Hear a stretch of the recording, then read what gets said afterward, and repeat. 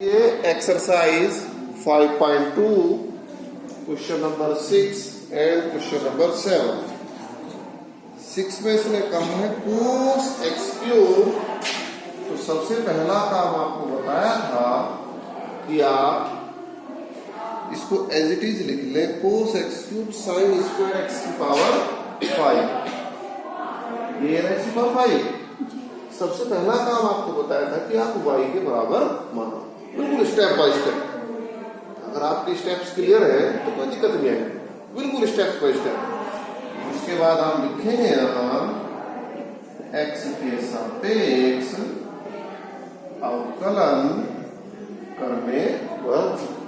तो जब हम x के सापेक्ष अवकलन करेंगे तो क्या लिखा हुआ dx। पहले स्टेप में पूरे के पूरे को आप झुका तो उतारो, जल्दबाजी ना करेंगे क्योंकि अभी तुम सीख ही रहे हो, ठीक है। जब आप सीख जाओगे और 3-4 चैप्टर डिपेंड है इस पे, ध्यान रहे कोई चीज छूटे ना बिल्कुल भी। यहाँ आपने लिखा cos x cube sine square x की पावर 5। उसके बाद अगले स्टेप में आप मेथड वाइज चलेंगे। बिल्कुल मेथड वाइज चलने का मतलब जो पहला मेथड था वो ये था कि यहाँ देखो कितने फंक्शन है, तो कितने फलन दिखाई दे रहे हैं? दो। एक फलन ये है, एक फलन ये है, तो दो फलों की गुणा का मेथड लगेगा। दो फलन की गुणा कहती है कि पहला फलन जुगातु और दूसरे का यानी D by D x of sine square x की पावर 5। स्क्वायर अभी लिखा नहीं मैंने, चलो लिख दिया। तो क्यों ना अगले स्टेप की कार्रवाई यहीं से शुरू कर दे। ये चलो अच्छा, प्लस इस बार सेकंड आपने एज इट इज लिखा साइन स्क्वायर एक्स की पावर 5 और D by D x of cos x cube. जब आप अगले स्टेप की कार्रवाई शुरू करेंगे तो इसके ऊपर तो कोई डी बाई डी एक्स नहीं है, कोई बर्डन नहीं है, तो इसको आप एज इट इज नोट कर दे कोस एक्स क्यूब। लेकिन इसका जब आप अवकलन करने के लिए चले तो इसमें लगेगा चेन रूल। हाँ बोलो बोलो, क्या आएगा दीपक? क्या होगा चेन रूल के अकॉर्डिंग? किसको एक्स मानो? एक्स की पावर 5 को एक्स माना तो sine square x, sine square x का फॉर्मूला है। आप ऐसे इस पूरे को होल स्क्वायर, वैसे वो भी तरीका सही है, 2 बार लिख सकते हैं लेकिन और काम बढ़ जाएगा, आप कर सकते हैं वो भी ठीक है। आप इसको एक्स स्क्वायर पे एक्स मान के sine x square sine x power 5 into sine x power 5 लिख सकते हैं। आप ऐसे भी कर सकते हैं कि ये होल स्क्वायर को आप ऊपर लिख दें। उससे क्या फायदा हुआ? ये फॉर्मूला का बन गया। अब ये एक्स की पावर n, भाई इस पूरे को क्या माना आपने? एक्स, तो फॉर्मूला क्या बन गया? एक्स की पावर n यानी एक्स स्क्वायर। तो एक्स स्क्वायर का फॉर्मूला क्या होता है? 2x। यानी स्टार्टिंग में 2 शुरू में एक्स की पावर 2 माइनस 1 यानी 2x हो गया। तो 2 इंटू एक्स का मतलब हुआ साइन एक्स की पावर 5। अब चेन रूल कहता है कि जिसका आपने अवकलन किया उसका फिर से, तो किसको एक्स माना था आपने? साइन एक्स पावर 5 को। अब आप फिर से लिखेंगे d by D x of sine x की पावर 5। अब अगले स्टेप में देखेंगे क्या होगा। प्लस यहाँ आया आपके पास साइन स्क्वायर एक्स की पावर 5। और जब आप इसका अवकलन करने के लिए चले तो हमारे पास फॉर्मूला का होता है कोस एक्स का फॉर्मूला होता है, ना कि कोस एक्स क्यूब का। तो किसको आप एक्स माने थोड़ी देर के लिए? एक्स क्यूब को। एक्स क्यूब का आपने एक्स माना तो कोस एक्स का फॉर्मूला क्या है? Minus sine x. तो माइनस साइन एक्स का मतलब माइनस जब भी आएगा तो ब्रैकेट में लिखना पड़ेगा हमें, तो हमने माइनस बाहर लिखा और यहाँ आया साइन एक्स क्यूब। आपने एक्स क्यूब को क्या माना थोड़ी देर के लिए? एक्स। फिर से अवकलन करेंगे तो एक्स क्यूब का अवकलन के लिए क्या लिखूं यहाँ? D by D x of x cube. Clear होगी बात यहाँ तक? आ रहा है यहाँ तक? एक लाइन और आ जाएगी। तो यहाँ आता है, इसको थोड़ा ठीक करके लिखना शुरू करें। अब आप 2 को आप सबसे पहले, अब तो गुना भागी रहेगी, तो इसको आप लिखेंगे 2 कोस एक्स क्यूब और साइन एक्स की पावर 5 और फिर साइन एक्स की पावर 5 का करना है हमें। तो साइन एक्स की पावर 5 का अवकलन करने के लिए चेन रूल के अकॉर्डिंग किसको एक्स मानूं मैं? एक्स की पावर 5 को। एक्स की पावर 5 को जब मैं एक्स मानूंगा तो मनमोहन कौन सा फॉर्मूला बन रहा? आ गया साइन एक्स। तो साइन एक्स का अवकलन क्या होता है? Cos x. Very good. या कोस एक्स, एक्स का मतलब एक्स की पावर 5। क्लियर होगी बात यहां तक? लेकिन आपने किसको एक्स माना थोड़ी देर के लिए अपनी हेल्प के लिए? एक्स की पावर 5 को। उसका फिर से आप क्या करेंगे? अवकलन। तो यानी आप लिखेंगे d by D x of x की पावर 5 प्लस, इनको एच डी उतारते चले। देखिए माइनस है और ये प्लस का है तो माइनस, फाइनली क्या आ जाएगा यहाँ पर? माइनस दिया, माइनस माइनस क्या क्या बचा यहाँ पर?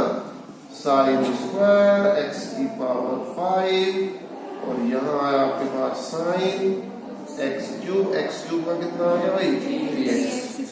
ठीक है, बस ये जरा सा काम। एक्स की पावर 5 का अवकलन क्या होता है?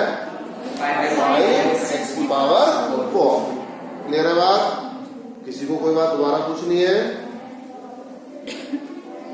तो इसको नोट करो, फिर हम साथ में क्वेश्चन बताते हैं और फिर अगली एक्सरसाइज शुरू करेंगे।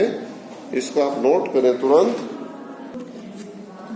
क्वेश्चन नंबर 7 में हमने लिखा x के सापेक्ष अवकलन करने पर तो dy upon dx is equal to, constant बाहर आ जाता है तुम्हारे याद होगा, और इसको क्या लिख दिया आपने? D by D x of root quote X square. किसको मैं एक्स मानू थोड़ी देर के लिए ताकि अवकलन का सूत्र बन सके? Quote X square. पूरे को आप एक्स माने, क्योंकि पूरे को अगर एक्स मानते हैं तो फॉर्मूला क्या आएगा बढ़ता है? Root x. और रूट एक्स का फॉर्मूला क्या बताया था कल तुम्हें? 1/2 रूट एक्स। एक्स का मतलब कोट एक्स। ठीक है, और फॉर्मूला तो तुम्हें खुद ही कहा था, खुद ही देखना है कैसे हुआ है। तो 1/2 रूट एक्स हो गया। अब आप क्या करें? जिसको आपने थोड़ी देर के एक्स माना उसका फिर से अवकलन, तो आप क्या लिखेंगे? D by D x of cot x. यहाँ तक की बात समझ में आ रही सबके? तो कोई दिक्कत परेशानी? 2 से 2 कैंसिल हो गया तो ये आ गया रूट कोट एक्स स्क्वायर। अब बेटा इसका अवकलन कर रहे हैं हम, तो क्या कोट एक्स स्क्वायर का कोई फॉर्मूला होता है? नहीं। तो जहां फॉर्मूला नहीं होता वहां के लिए चेन रूल होता है। सीमा चेन रूल के अकॉर्डिंग किसको एक्स मानो थोड़ी देर के लिए? एक्स स्क्वायर को। तो एक्स स्क्वायर को एक्स माना, क्या रहेगा? Cot x. बनमोर खड़ा हो जा। कोट एक्स का फॉर्मूला क्या होता है गौरव? माइनस का कोसेक स्क्वायर एक्स। तो माइनस के लिए क्या लगाते हैं? ब्रैकेट। तो minus cosec square x, x means x square. जब अवकलन निपट जाए तो जिसको आपने सहायता के लिए एक्स माना उसका फिर से अवकलन होता है। तो फिर से क्या लिखूं यहाँ? D by D x of x square. यहाँ तक की बात सबको क्लियर हो रही होगी। बैठ जाओ। उसके बाद हमने क्या लिखा? बस इसका 2x कर देना। और बेटा इसको अगर आप यहीं भी छोड़ देंगे तो भी आंसर, लेकिन किताब में आंसर शायद ये नहीं आ रहा होगा। तुम्हारी मर्जी है, ट्रिग्नोमेट्री है। अब आगे कोर्ट को आपको सब कुछ साइन लिख दें, कुछ भी कर दें, लेकिन आप यहीं भी छोड़ देंगे तो भी कोई दिक्कत नहीं, क्योंकि माइनस शुरू में लग गया। एक्स स्क्वायर का अवकलन क्या हो गया बेटा? 2x। और यहाँ क्या बचा? Cosec square x square. Root में कितना आ गया? Cot x. तो आप यही आंसर छोड़ दें, कोई दिक्कत नहीं, क्योंकि अगर आता है प्रूव करने को तो फिर तो आंसर वही लाना पड़ेगा। लेकिन अगर प्रूव करने को नहीं आ रहा फिर कोई समस्या नहीं। तो मुझे उम्मीद है क्लियर हुए होंगे दोनों question. Exercise complete. Next heading डालें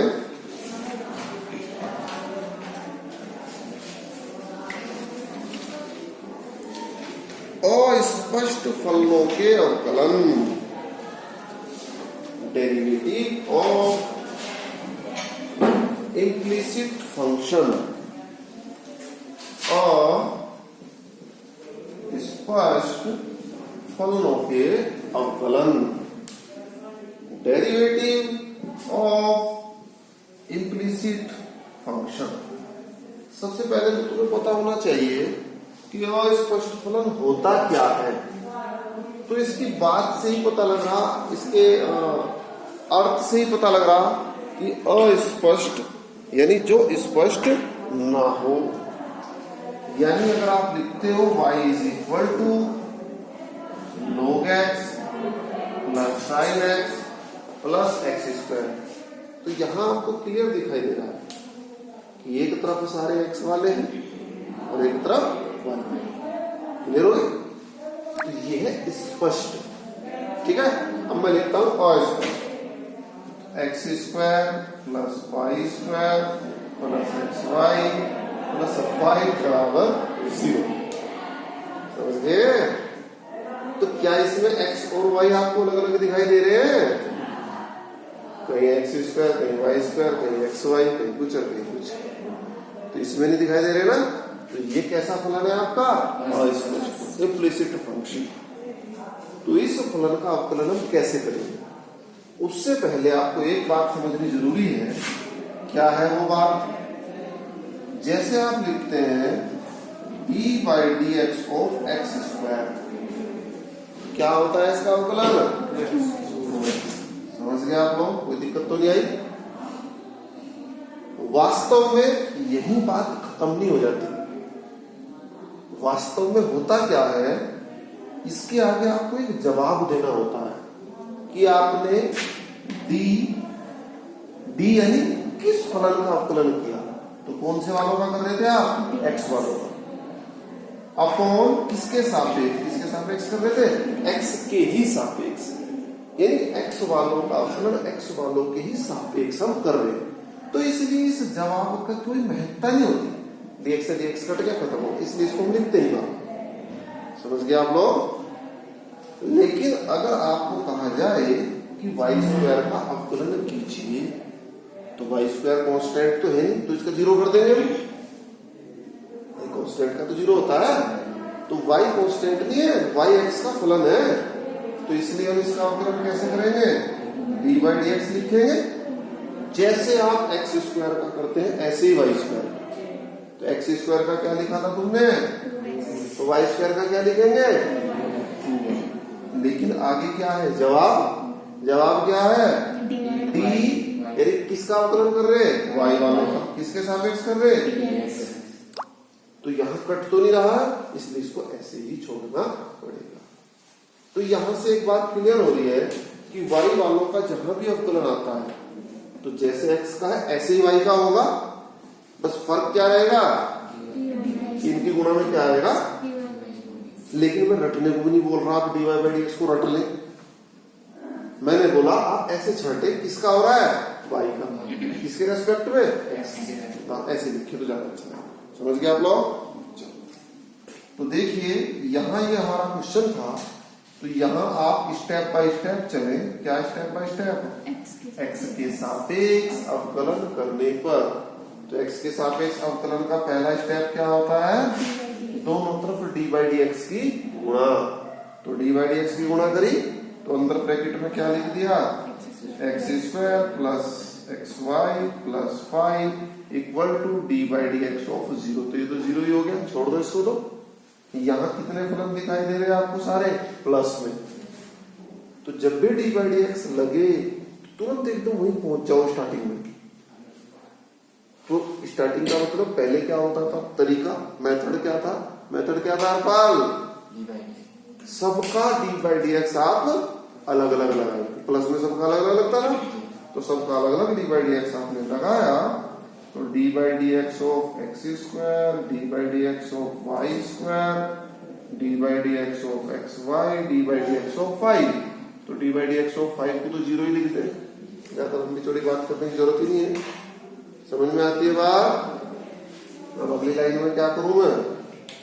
अगली लाइन में अवकलन करना शुरू करते हैं। तो जब आप अवकलन करेंगे तो बेटा एक्स स्क्वायर का अवकलन क्या हुआ? 2x। तो एक्स वाले के जवाब देने की जरूरत नहीं है, ये तो सेम नेटवर्क हो गया। वाई स्क्वायर का अवकलन वाई और गुणा में इस चीज को आप ऐसे समझ लो जैसे आप एयरटेल से जियो पे कॉल करते हैं, ठीक है? तो एयरटेल कंपनी 10 पैसे प्रति मिनट के हिसाब से जियो को देती है, ठीक है? इसको बोलते कुछ नाम है इसका, 1 पैसे या 6 पैसे प्रति मिनट के हिसाब से अगर आप एयरटेल से 1 घंटा जियो के फोन पे बात करोगे तो एयरटेल कंपनी जियो को देगी इनकमिंग के। जबकि अगर आप जियो टू जियो करो, एयरटेल टू एयरटेल करो, कोई दिक्कत नहीं, सेम नेटवर्क है तो कोई दिक्कत नहीं, अदर है तो आपको लिखना पड़ेगा। समझ गए? तो इससे उदाहरण कुछ हो सकता है। आगे बढ़ो, यहां आप क्या देख रहे हो? 2 फलनों की, ये x और y 2 अलग अलग फलन है, तो शुरू में प्लस है तो ब्रैकेट लगाने की जरूरत नहीं है, अगर माइनस होता तो क्या लगाते? ये तो पता ही होगा सबको। तो पहला फलन x जुका तू दूसरे का अवकलन, दूसरे का अवकलन का मतलब y का अवकलन dy by dx plus y जुका तू x का अवकलन, x का अवकलन क्या होता है? समझ में आया सबके? खत्म काम, बराबर 0। फाइनली जब आप अवकलन करते हो तो क्या निकालते हो? dy by dx। तो यहां भी आपको क्या निकालना है? dy by dx। तो dy बाई dx वालों को किधर की साइड रख दे? लेफ्ट साइड, और बाकी सब तो हमने लिख दिया 2y dy by dx plus x dy by dx is equal to कितना आ गया भाई? -2x और -y। ओके, तो यहाँ क्या कॉमन ले लूं मैं? dy बाई dx कॉमन लिया तो 2y plus x is equal to minus common लिया तो 2x प्लस y। अब आप इसको इसके अपॉन में लिख दो, तो ये आ गया आपका आंसर। तो ये आया आपका answer, dy by dx is equal to -2x plus y upon 2y plus x। This is the answer. तो मुझे उम्मीद है क्लियर हुआ होगा। तो आज केवल आप शुरू के 9 क्वेश्चन करके लाएंगे।